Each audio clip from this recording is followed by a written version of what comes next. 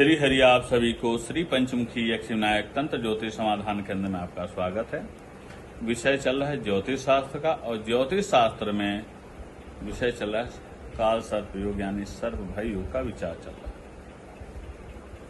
पूर्व के अनुसार में अनंत काल सर्प योग की विषय हो चुकी है, उसके बाद कुलिक काल सर्प योग का विषय हो चुका है।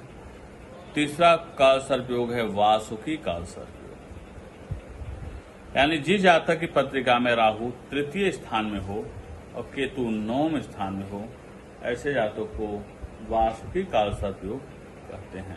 यानी राहु केतु के मध्य में सभी ग्रह आ जाते हैं तो काल सर्प योग में वासुकी काल सर्प योग होता है। इस योग में जातक का जन्म होता है तो भाई बहन या अन्य पारिवारिक सदस्यों से कष्ट उठाने पड़ते हैं।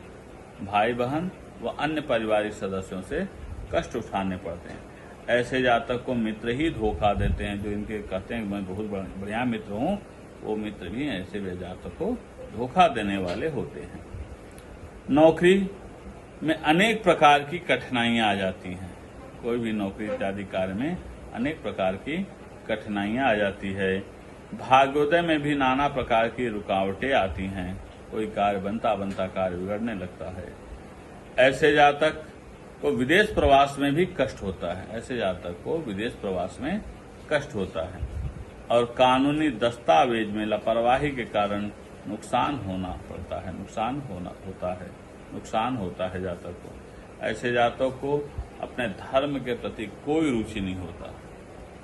यदि वासुकी काल सर्प योग वाले व्यक्ति अगर बोलते हो कि हमें धर्म में बहुत आस्था है, तो समझ लीजिए कि उतना ही बड़ा मिथ्या है कि ना होना और होने की बात करते हैं।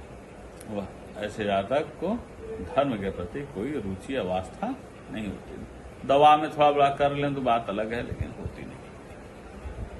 चौथा काल सर्प योग है शंखपाल काल सर्प योग, यानी कि चतुर्थ भाव से दसम भाव तक होने वाले काल सर्प योग को शंख काल सर्प योग कहते हैं। इस योग में जन्म लेने वाले जातक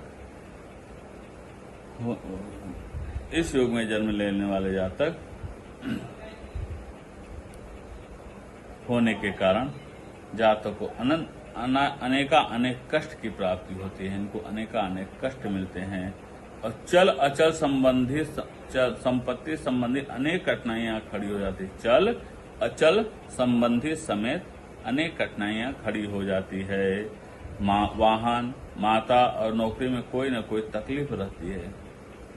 वाहन, माता और नौकरी में कोई न कोई तकलीफ लगी रहती है।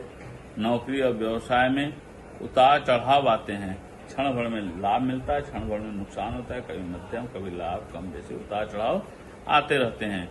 इनके हाथों से घाटा अधिक होता है और फायदा कम होता है। आर्थिक स्थिति इतनी खराब हो जाती है कि नौबत कंगाली की आ जाती है और विद्या अर्जन में भी बाधाएं आती हैं। शंख काल सर्प योग वाले व्यक्ति के जीवन में अनेक कठिनाइयां आती है। चल संपत्ति संबंधी अनेक कठिनाइयां खड़ी हो जाती है। वाहन, माता और नौकरी में कोई न कोई तकलीफ बनी रहती है, पीड़ा बनी रहती है।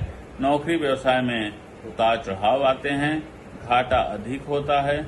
आर्थिक स्थिति इतनी खराब हो जाती है कि नौबत कंगाली की आ जाती है और विद्या इत्यादि अध्ययन में भी इनको दिक्कत होती है।